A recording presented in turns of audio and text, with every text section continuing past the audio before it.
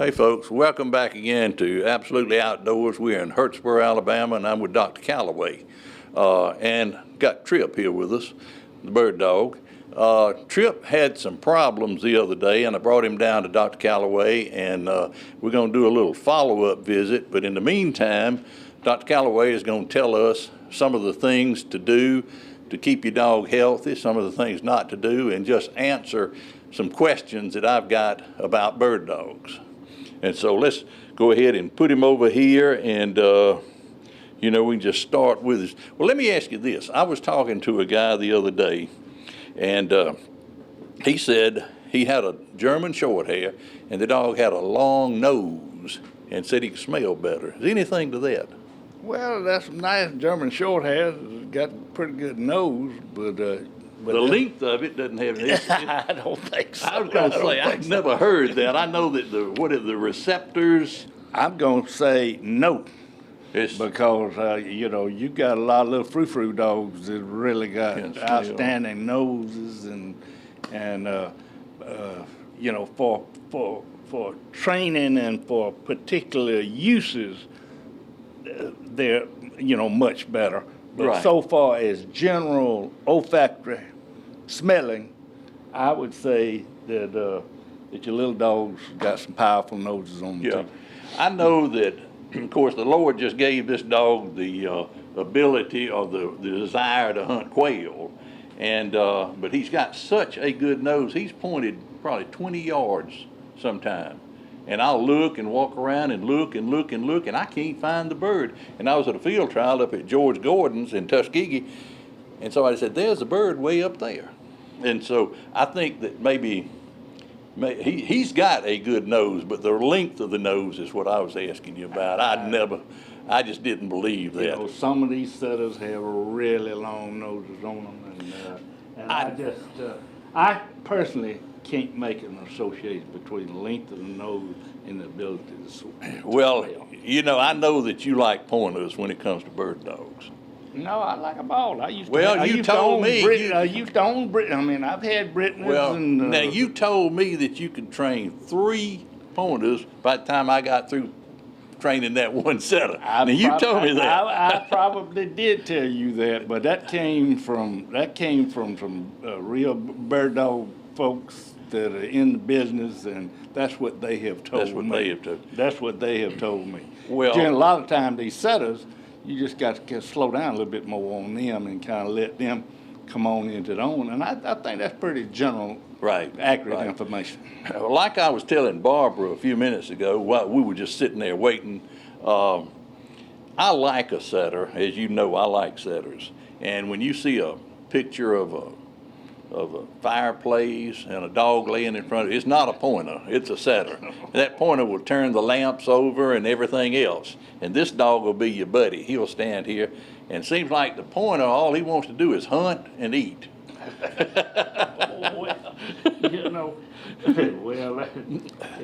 Some of these places are built on hunting. That's what they want. But I agree. Like I say, I used to have Brittany's, and tried to get in Brittany's business. Got into some medical problems with the hip dysplasia, But what I always told you, if you want one sporting dog, a Brittany is something to look at. Right. Because that Brittany will point your bird, he'll retrieve your doves, and He'll be your buddy. He'll be your buddy. And that's right. And they're aristocratic, and they like people can be sort of a one-on-one dog. Right. Now let me ask you something else. This dog does not have his dew claws. His dew claws were cut off. Okay. All right. Why do you cut the dew claws off? Some people tell me don't cut them off. Some people say do cut them off. I had one man, an old guy, tell me one time, said that protects them against snake bites. Well, I've heard that. And my granddaddy told me that one time. Well, they were kind of talking about, generally speaking, the snake bite thing, I think, is when you get the ones in the back. Most all dogs are born with the dew claws in the front and not many in the back. Now, there's a few breeds of dogs that always, old English sheepdogs, they got these great big old dew claws in the back. But anyway, if you get a cur or a mixed bred dog and they got dew claws in the back, that's kind of where that comes from. Oh man, that's good, cause that's keeping from getting snake bit. Well, I've heard that. Yeah, I've heard that. That came out. You know, that Brittany litter, you clipped all the dew claws off, and so, Well, anyway, any of the running dogs, we do it on our foxhounds, if you can get those dew claws out of the way, that's just something less to snag. It really don't have a purpose. They used to be the thumb, you know, but they just kind of grown up, and they don't have the contact with the ground, and so the nail grows long. Sometimes they'll curl all the way around, grow back into the, into the flesh, and so they just aggravate. And then as they're running, hitting these briars and running and doing, it's just something else to snag. Just something else to snag, right? yeah. So yeah. That's the reason. That's the reason on these big running dogs that they want those dew claws off. Okay. Okay. And we usually snip them off within the first week.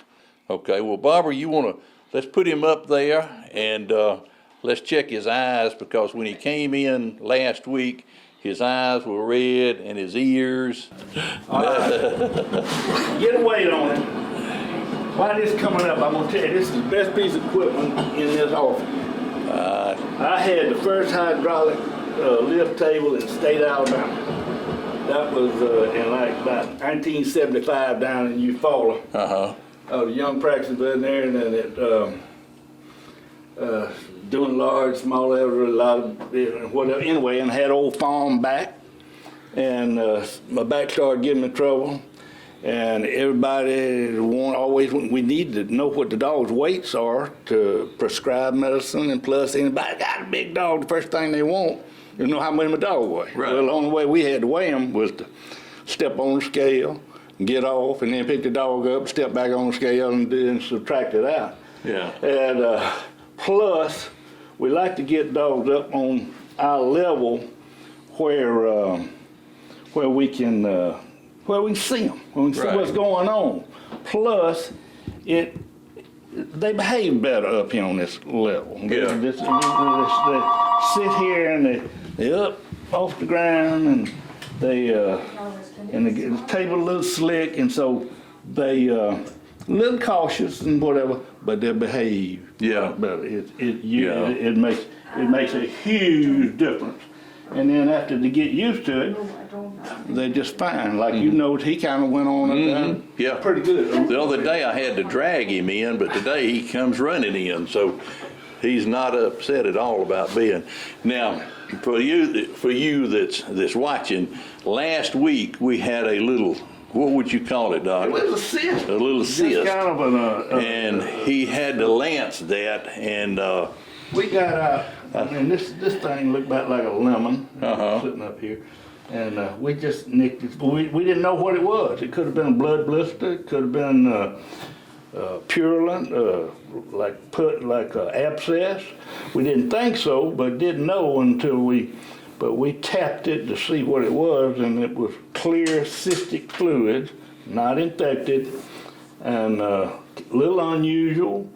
And so we just decided to drain it out good and see how long it'll take. But the main thing was that we found out it was not a tumor. Yeah. Because when you start getting into the older a dog is, the higher chance that we start getting into some type of tumor business. So. Well, that's what bothers me, and I think I told you one time, or the doctor told me that he can't give me a fountain of youth, and that's what I want.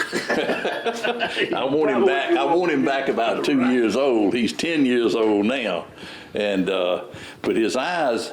And the other day when we came in, his eyes were cloudy, and his eyes are clear. And he gave me some medicine for his ears. But you want to look at those eyes and see what you. Do all that. Okay. Let me see. All right. Y'all excuse me, but I live off of my records here. All right, Trip. Oh man, I do look better. We're not through with them, but they are better. Those vessels Those vessels are down and clear and looking quite a bit better. Okay, man, that's good. What caused that to be like that? I'm a little bit worried about that it's something that was chronic.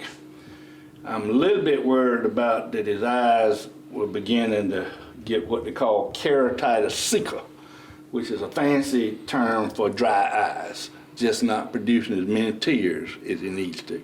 Okay. When they do that, if you don't have enough tears form up here and drain down over there, the eye becomes chronically irritated, and that's kind of what I think was happening here. Okay. Now that medicine that we used here was an antibiotic. It also had a steroid in there to pull some of those vessels out of that eye, and but it was also in an ointment form that helps lubricate the eye, and it may very well be that you're gonna need to do a little something on a regular basis here about supplementing his tears. Okay. These old tears are formed right here, drain over the eye, then drain down into the nose. And that's the reason you get the sniffles when you go to boo-hooing. Yeah. Is those tears draining, extra tears drain down into the nose. But anyway, I think that's, we wasn't exactly aware of that happening to him until we got him up here. Yeah. Where you could actually look at Well, we want to tell everybody because, I had no idea. I told you when he came in, looked like he had something wrong, but I had no idea, and I thought I was taking real good care of him. Right. So everybody needs to bring the dog in every so often, and what do you recommend on a 6-month basis or a yearly basis? What do you recommend to? Well, puppies, starting out with puppies, we need to see puppies when they're less than 3 weeks old, because they've got a situation with worms that they always get worms from the mama, and worms penetrate the puppies inside. Plus, that colostrum milk is loaded with parasites. I mean, loaded with hookworms, roundworms. Loaded. I heard that's the number one killer of puppies is worms. It is. I'm telling you what, it loads them up. It's kind of a long story about why all that happened, but basically the hormones of pregnancy release a lot of immature worms that are in the dog that are not ever causing any problem. You even check them for worms, it'd be negative. But they insisted all around, and then when they go through the stress and the hormones of pregnancy, all that turns loose, and those insisted larvae start completing their life cycle, and they move into the puppies, and mostly they move into that colostrum milk. And when that puppy's first born, they get that milk. It's loaded with, like thousands. Really? I'm glad you told me that, because I've heard people tell me my puppies don't even get on the floor. They don't have worms. They got worms. They got worms. They got worms. They'll get them from the mama. Even if the mama's been dewormed on a regular basis. And then those worms will actually complete their life cycle in the mama, and you got the worm in the mama when she weans the puppies. But if you don't get these worms out, I don't think I've ever had any less than 2.5 weeks old that we had to give blood transfusion to. But it is a common thing from 2.5 to 3.5 weeks old to folks be bringing in dying puppies, and their gums just as white as a sheet. Really? And they just whatever, and we have to tell everybody when your gums are white what that means. That either means you're going into shock or bleeding somewhere. Yeah, There's just not enough blood up there. That's right. And usually it's worms in puppies. When you see vets sitting here looking, that's what they're doing. They're looking at the white part of that eye right there, and they're looking here. This is just a quick determination of how what the red blood cell count is on the dog without doing expensive stuff. Something else we do is we sit there and we take the gum and you mash it, and you see it turns white and then immediately goes back. That's kind of we call it capillary refill time, but honestly it's kind of a blood pressure measurement, a way where in humans it'd be putting cuff on them. Right. But when that starts slowing down, the dog's getting in trouble. So you mash it, and it's real white right behind your thumbprint there, and then it just comes right back. That's what you want. That's what you want. And if you have to count 1 or 2 seconds for that to fill back in, I didn't know getting in that. trouble. Well, what about his ears? One thing you notice here is, now I'm tickling that ear pretty good. I'm tickling that ear pretty good. Nothing's happening. That's telling me that this dog ears are doing pretty good. Now, if it acted like it was really feeling good, like it itching good, something wrong down in there. So, but you hear these folks, oh, my dog loves me to be scratching the ear. Probably something wrong. Probably something wrong. Okay. Okay. A dog got a long ear canal. I mean, it's a long way down there. And, but, okay, we're not through with medicine. Hold them nose around. Just.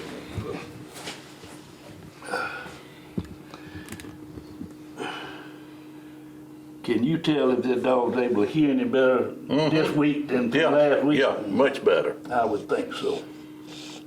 Okay. I can at least see to the bottom now. Okay. So that's very good. And the inflammation and everything is these ears are responding to the antibiotic just fine. We just need to continue that. Okay. All right. Other thing, while we got the head up here, you sure have got a good patient here. I tell you what. But let me tell you this. I mean, this is what's so great about having a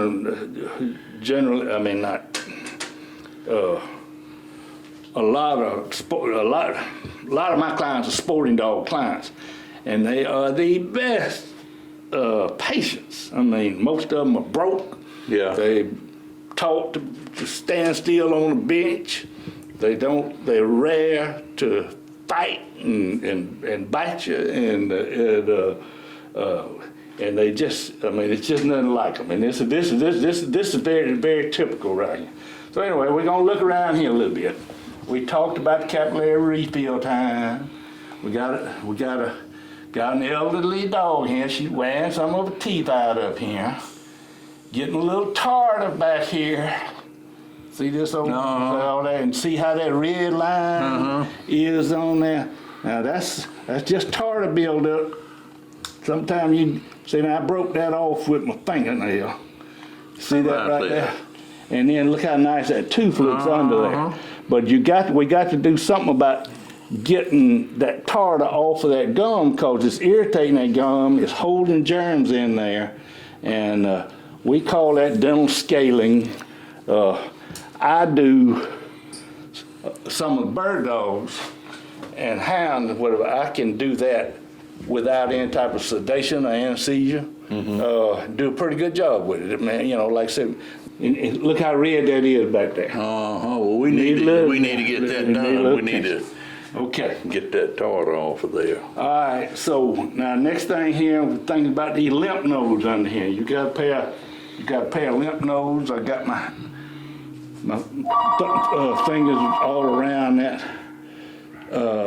and these lymph nodes might be swollen just a little bit, but not bad. Probably from the infection here, or here. From draining out those teeth. Right. Okay, now we got other lymph nodes that, I mean, usually if you're at the vet and they kind of got the hand on the dog talking to you about history and whatever, they usually looking for things all the time. You don't even know what they're doing. But they're rubbing the dog, they're rubbing down. I've seen you do that before. You rub it down, you're feeling for tumors, and particularly you're feeling for where what we call superficial lymph nodes are. Those are the lymph nodes. You know, a lymph node is a kernel, like, you know, kernel in your arm, you get the infection. Well, we got a pair of them that's 2 up there, there's 2 here, right in front of the shoulder, the base of the neck there. You know, we got a lot of diseases where all these things will be swollen up there. There's another pair right back here, right behind the elbow, on the chest, on the elbow, both sides. Can't even feel that one. We got some right here, right behind the knee.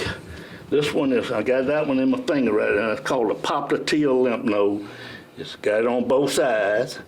And then we've got 2 up in the groin. Just on both sides of the groin, up way up in there. But anyway, the only lymph nodes here that maybe a little enlarged is that business right there. Okay. Well, we probably need to stay with the antibiotics on that. Now, one other thing about this teeth business, we don't like to stir those teeth up much without the dog being on antibiotic. Okay. And the reason is because that old, and this can be disastrous, there's old the germs hanging under that causes odor when these dogs got bad breath and and that's, you're smelling those germs in there. Well, the body's just bathing that. And there is a condition called endocarditis where those germs can actually be picked up and start growing on the valves of the heart. And you get endocarditis, you got a real sick dog, plus be Well, that's the same with humans. If you have a bad tooth, it can affect your heart. Same thing. I've heard of that. They call it vegetative endocarditis. And, you know, even you can stop it, but that valve's not going to grow back, you know. And so, yeah, you can, all right, so that's that. And then speaking of the endocarditis, then, of course, the next thing we do, we like to listen to the with the stethoscope, we listen to the heart. We listen to both sides of the heart. You can tell a lot with that stethoscope. And then you want to listen to the lungs. And, you know, we basically hit it at least about, you got 3 different valves you can hear on the left-hand side and 1 over here. And then we spread the lungs around. And basically what you want to do is hear air moving. Right. I mean, everybody thinks you hear, and sometimes you get squeaking and all this, whatever. But you want to hear, particularly in hunting dogs, you want to hear a lot of air moving. And if it's not, you can't hear air moving, something wrong. And that's the time to move over there and x-ray the chest. Yes. So, let's see here. Something else that we always want to evaluate things under here, especially with setters, long hair people. You just be amazed with that long hair, what it does, and folks are feeding them and doing, petting the dog and whatever, and they rarely put the hand under here. And so lots of times, let's see, very well kept dogs, whatever, people coming in and they got a tumor growing down here or something's wrong with the masculinity area or and so this dog, as good as he is, I won't have to sedate him, but we will need, what I want you to do, bring him back with an empty stomach, and I want to give you some antibiotic for the teeth, for you to give him a couple of days before we do that. Okay. And then I'll be able to get most of that business off of him, just right here on this table, just me and him. Okay. You know. Okay. And okay. Yeah, if you don't hit the gums, it doesn't hurt them, and we're able to. And it takes a little patience, and then you can not feed him just in case I get into trouble. Then I'll just sedate him a little bit, and we'll finish it up with that over there. All right. But we got. Yeah, he's been a good one. I tell you, I really hate to see him get old, but he's been a crackerjack. Yeah, he looked like. I mean, when I look at this is what I'm looking at, a good old honest bird dog. Yeah, yeah. He's that. I tell you, he does it all. I mean, beautiful point, good retrieve, good backing. Yeah. He'll back. As a matter of fact, a strange story. I lost him one day. I turned him loose, and he was running around the neighborhood. And this man had a dog. It was a concrete dog, in his yeah. yard. Right. A poor bird dog. Right. Well, he comes running up and it's way up there. He's standing there backing that dog. I could not find my dog, and when I drove up there on the mule, there he was. He was backing that statue, but you could just barely see that white dog, but he was backing him. All right, now you realize, we don't know exactly what's gonna happen right here. Yeah. We just, but at his age and everything, I suggest we just watch it. We know it's not cancer, and we expect it to kind of gradually feel back up, but we don't know if that's gonna be weeks or months. Right, I'll and just watch it's that. not really causing anything. It doesn't hurt him, and we could. If it get several months out of it, we just drain again. Drain it every time it fills back up. So, Well, we Barbara, got that one little bump right Barbara, come over here. Did we miss anything? Did the doctor do okay? I think He did okay. You want to add anything? I can't think about anything else. though. Okay. Well, we sure appreciate y'all letting us come down today, and I'll go ahead and get set up where you can Well, this is clean fun those stuff. teeth for them. Okay. And Well, we can- but it's been, I've learned a lot. But anyway, we're looking forward to coming back, and for all of us at East Alabama Cable Television, Channel 7, thank you for watching.